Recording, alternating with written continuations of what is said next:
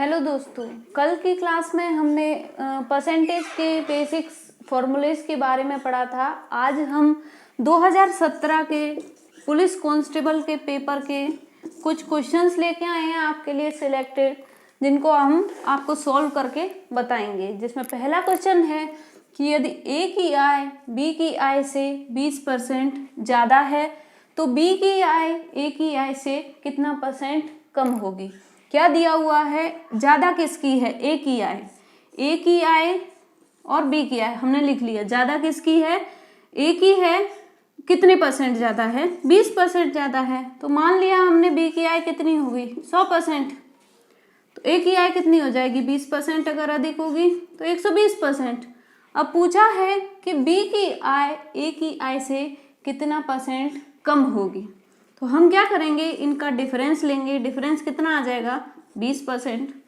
पूछा है ए की आय से कितना कम होगी, तो फॉर्मूला क्या होता है, फॉर्मूला होता है कि जो डिफरेंस होता है उसके अपॉन में जिसकी आय से पूछा होता है, जिसकी आय से मतलब पूछा कितना है, ए की आय से, इंटू 100। क्योंकि हमें परसेंटेज में ही निकालना है, इंटू 100 कर देंगे तो इसका आंसर क्या होगा। डिफरेंस कितना निकला था, 20%। ए की आय कितना था, 120% इंटू 100। जब इसको सॉल्व करेंगे तो वैल्यू क्या आएगी, 2 से इसको कैंसिल किया 6, वैल्यू आएगी 100/6। जब इसको सॉल्व करेंगे तो आंसर आ जाएगा आपका 16 सही 2/3%। क्या ये क्वेश्चन सभी को क्लियर है? अगर क्लियर ना हो तो आप हमें कमेंट करके द्वारा पूछ लीजिए, हम अगले वीडियो में आपको सॉल्व करके फिर से बता देंगे। दोस्तों चलते हैं अगले क्वेश्चन की तरफ। अगला क्वेश्चन दिया हुआ है, अगला क्वेश्चन है कि 3/4 का कितना प्रतिशत, 3/4 का कितना प्रतिशत 2/3 होगा। तो क्या पूछा हुआ है, 3/4 का कितना प्रतिशत 2/3 होगा। मान लिया वो कितना हमने x है, वो कितना हमने मान लिया x है, तो 3/4 का x% कितना होगा, 2/3। जब इसको सॉल्व करेंगे तो आंसर क्या आएगा, x% को हम बटे में 100 लिख सकते हैं। इसका आंसर हो जाएगा, यहाँ से जब सॉल्व करेंगे तो जो ऊपर की वैल्यू है वो क्रॉस मल्टीप्लिकेशन में नीचे चली जाएगी और जो नीचे की वैल्यू है वो ऊपर चली जाएगी। तो क्या आ जाएगा, यहाँ x की वैल्यू क्या आ जाएगी, 2 × 4 × 100 डिवाइडेड बाय 3 × 3। जब इसको सॉल्व करेंगे दोस्तों तो सॉल्व करने पे आ जाएगा 800/9। जब इसकी वैल्यू हम सॉल्व करते हैं तो वैल्यू क्या आती है, 88.88%। इस तरीके से दोस्तों चलते हैं हम अगले क्वेश्चन की ओर। अगला क्वेश्चन क्या दिया हुआ है, अगला क्वेश्चन है कि यदि एक वर्ग की लंबाई अगर 10% बढ़ा दी जाती है, कितना, 10% अगर बढ़ा दी जाती है और चौड़ाई 20% बढ़ा दी जाती है, तो क्या बन जाएगा जब लंबाई 10% बढ़ेगी और चौड़ाई 20% बढ़ेगी। सॉरी, ये कोई वर्ग दिया हुआ है, ये वर्ग दिया हुआ है। जब इसकी लंबाई को हम बढ़ाएंगे, लंबाई अगर 10% बढ़ेगी, चौड़ाई इसकी 20% बढ़ जाएगी, तो ये क्या बन जाएगा, आयत बन जाएगा। तो अब पूछा है कि बढ़ा दी जाती है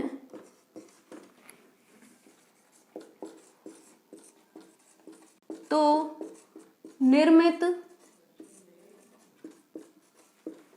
आयत के क्षेत्रफल में मूल वर्ग से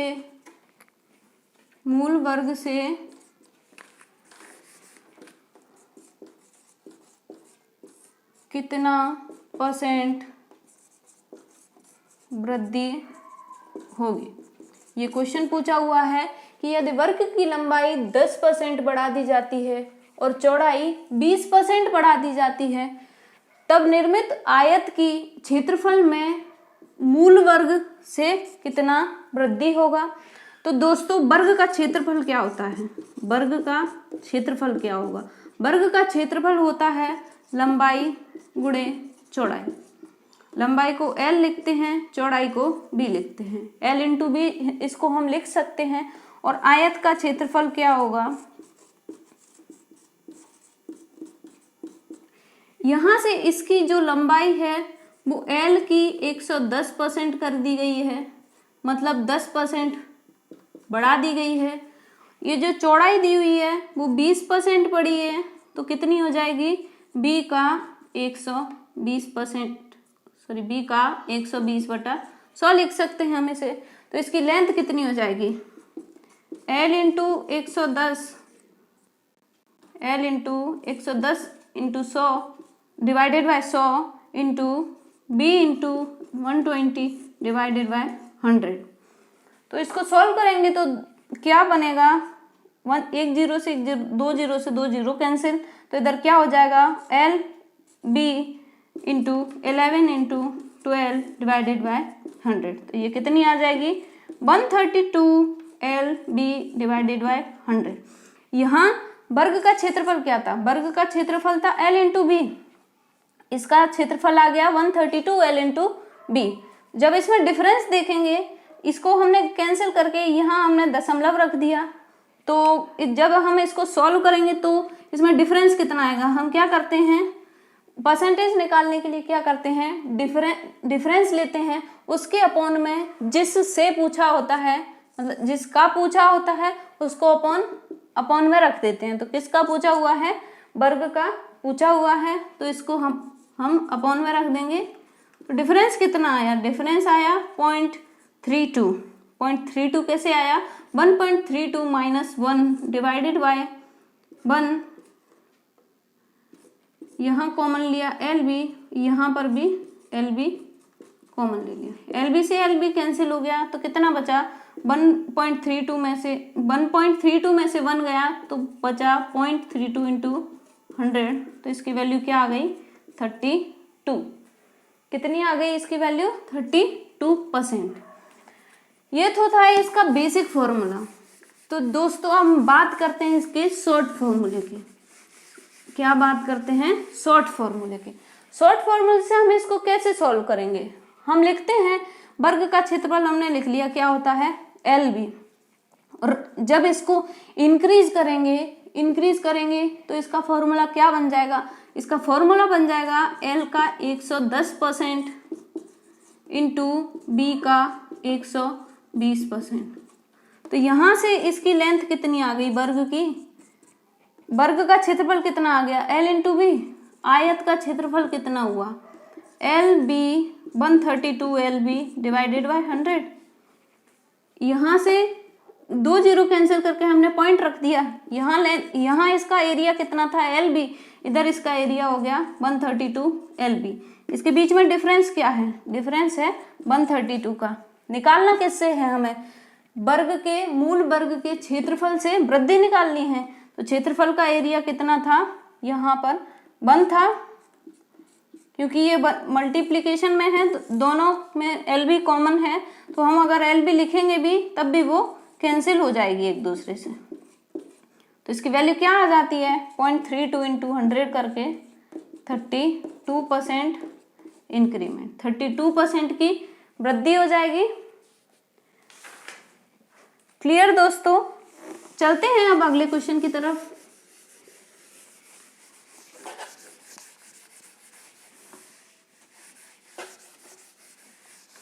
अगला क्वेश्चन दिया हुआ है कि एक परीक्षा में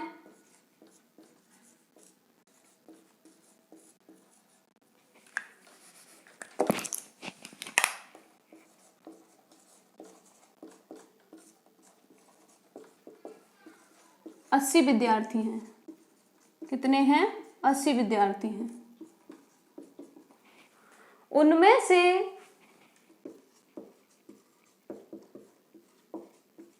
24 जो हैं वो अंग्रेजी में फेल हो जाते हैं, अंग्रेजी में अनुत्तीर्ण हो जाते हैं,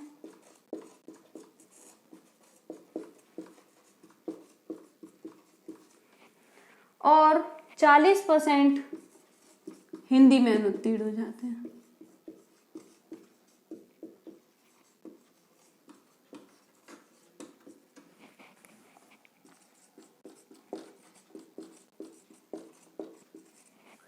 यदि कुल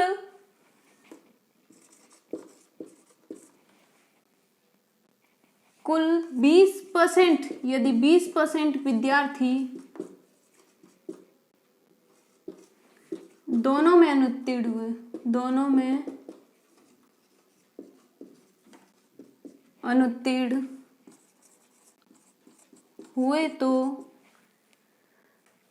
दोनों विषयों में सफलता कितने विद्यार्थियों को मिली।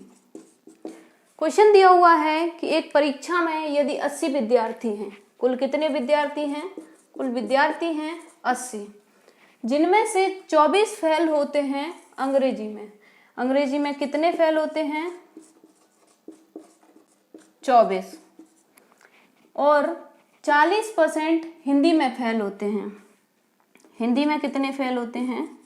हिंदी में 80 का 40%, क्या आ जाएगा? 80 का 40% आ जाएगा 32। और दोनों में कितने फेल होते हैं? दोनों में फेल होते हैं 20%, कितने का? 80 का। 20% 80 का कितना हो जाएगा? 16। तो जब हम निकालेंगे कि टोटल सफलता कितने लोगों को मिली, तो इसका एक सिंपल सा ट्रिक है। इसमें क्या करना है, जो टोटल स्टूडेंट्स हैं उनमें से दोनों सब्जेक्ट्स में टोटल, जो दोनों सब्जेक्ट्स में ये टोटल जो स्टूडेंट्स हैं 80, इनमें से इसमें कितने अंग्रेजी में कितने फेल हुए? 24, प्लस हिंदी में कितने फेल हुए? 32, और दोनों में कितने फेल हुए इसको हम इसमें से माइनस कर देंगे। तो वैल्यू क्या आएगी यहाँ पर? 80 माइनस इधर होगा ये 56 माइनस 16, तो क्या आ जाएगा? 80 माइनस 40 इक्वल टू 40 आंसर हो जाएगा। मतलब 40 ऐसे छात्र हैं जिनको दोनों विषयों में सफलता प्राप्त हुई है। तो चलते हैं दोस्तों अगले क्वेश्चन की तरफ।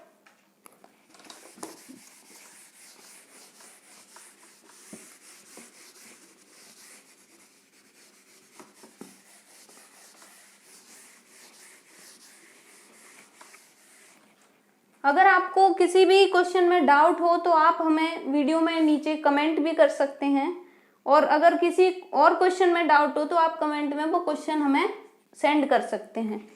अगला क्वेश्चन दिया हुआ है दोस्तों कि 0.4 का 28% प्लस 0.2 का 24%, सॉरी 48%, 0.2 का 48% क्या होगा? तो इसको कैसे सॉल्व करेंगे? सिंपल सा फॉर्मूला है, सिंपल सा, इसमें कोई फॉर्मूला ही नहीं है, डायरेक्ट लिख देंगे हम इसको। 48 परसेंटेज को भिन्न में सॉल्व करने के लिए हम इसको डिवाइड कर देते हैं 100 का। तो 100 का डिवाइड करेंगे तो हम यहाँ पर दोनों में दशमलव बढ़ा देंगे इधर। जब इसका मल्टीप्लिकेशन करेंगे तो मल्टीप्लिकेशन इसका कितना आ जाएगा? 112, प्लस इसका मल्टीप्लिकेशन कितना आ जाएगा? 96।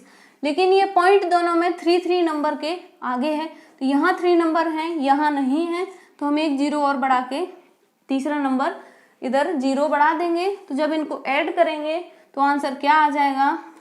2 और 6 8, 9 और 1 0, 1 और 1 2, 0.208 इसका आंसर हो जाएगा। क्या 0.208 आंसर हो जाएगा इसका। चलते हैं अगले क्वेश्चन की तरफ।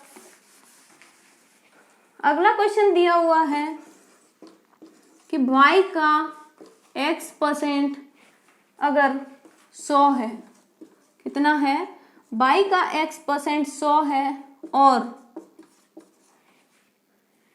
z का y% 150 है, तो x और z में क्या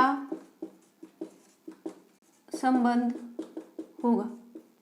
इसको कैसे सॉल्व करेंगे, क्वेश्चन जैसे दिया हुआ है वैसे ही यहाँ पर लिखते जाइए। कितना, y का x% कितना दिया है 100 और इधर क्या दिया हुआ है कि z का y% कितना दिया हुआ है 150। जब यहाँ से दोनों में क्या कॉमन है, y, हमें रिलेशन किसका पूछा है, x और z का, तो यहाँ हम x की वैल्यू निकाल लेते हैं y के टर्म्स में, इधर z की वैल्यू निकाल लेते हैं y के टर्म्स में। तो क्या होगा, क्रॉस मल्टीप्लिकेशन जब करेंगे दोनों में तो इधर y की वैल्यू क्या आ जाएगी, 100 इंटू 100 डिवाइडेड बाय x, इधर क्या हो जाएगा, y की value 150 into 100 divided by z। दोनों तरफ y है तो हम इस y को मिटा के अगर दोनों वैल्यूज को इक्वल कर देते हैं तो क्या होगा, ऊपर ऊपर की दोनों वैल्यूज कैंसिल हो जाएंगी, नीचे नीचे की भी कैंसिल हो जाएंगी। ऊपर की वैल्यूज को जब हम कैंसिल करेंगे तो एक जीरो से ये जीरो, ये जीरो से ये जीरो, ये से ये बचा 10/x इक्वल टू 15/z। इसको भी और सिंप्लीफाई कर लेते हैं तो सिंप्लीफाई करने पर ये क्या आएगा, 5 से जब इसको डिवाइड करेंगे 2 बार, ये 3 बार, तो ये क्या आ जाएगा 2/x इक्वल टू 3/z।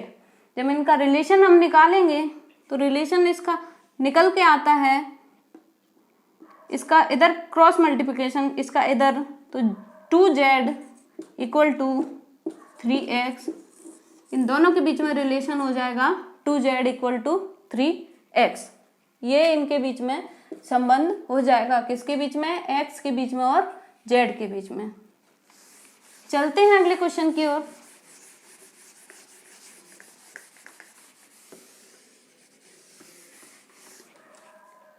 अगला क्वेश्चन है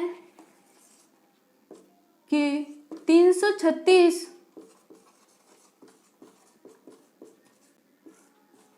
उम्मीदवारों के समूह को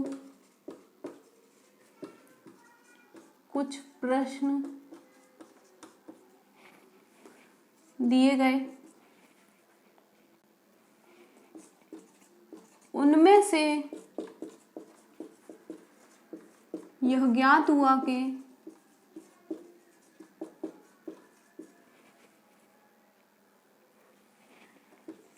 5/6 उम्मीदवारों ने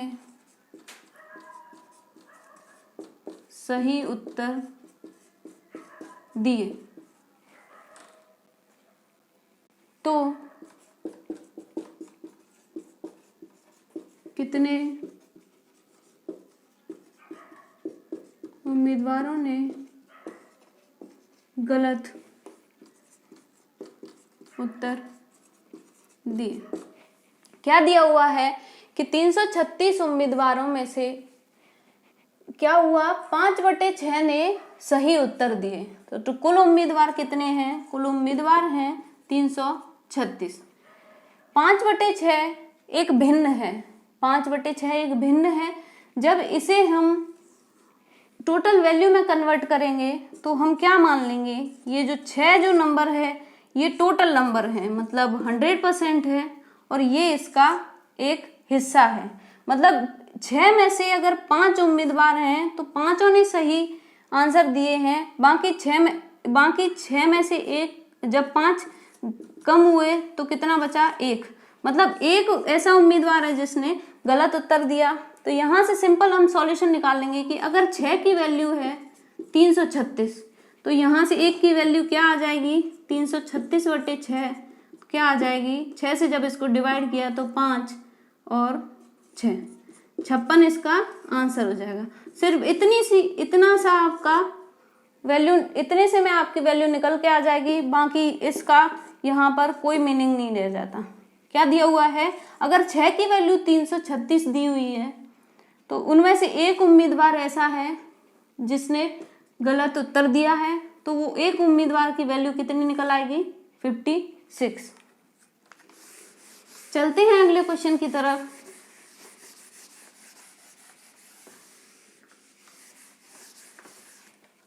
अगला क्वेश्चन दिया हुआ है कि एक किसान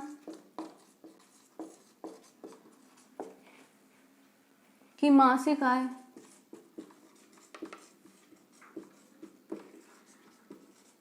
3000 है और वह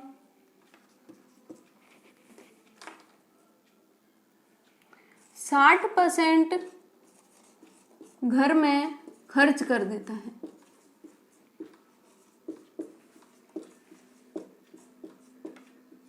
तब बचत क्या होगी, तब बचत क्या होगी। तो टोटल वैल्यू कितनी होती है, 100%। टोटल किसी भी चीज की वैल्यू कितनी होती है, 100%। यहाँ 100% हमने इसकी आय को मान लिया, 100% की वैल्यू क्या हो जाएगी, 3000।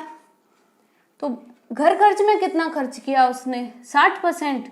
अगर 100 में से हम 60% को घटा देते हैं तो वैल्यू कितनी आती है, 40%।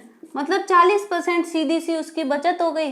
तो अगर 100% की वैल्यू दी हुई है 3000, तो यहाँ से 1 की वैल्यू क्या आ जाएगी, 3000 डिवाइडेड बाय 100, तो 1 की वैल्यू आ जाएगी 30। तो यहीं से 40 की वैल्यू क्या आ जाएगी, 30 × 40, वैल्यू क्या आ गई, 1200 रुपये उसने बचत में रख लिए। तो दोस्तों ये थे कुछ क्वेश्चंस। अगर आपको किसी भी क्वेश्चन में डाउट हो तो आप हमें बाकायदा कमेंट कर सकते हैं नीचे, वीडियो के नीचे आप कमेंट सेक्शन में किसी भी क्वेश्चन में कोई डाउट हो कमेंट करिए। अगर कोई अदर क्वेश्चन हो तो आप उसमें भी कमेंट कर सकते हैं।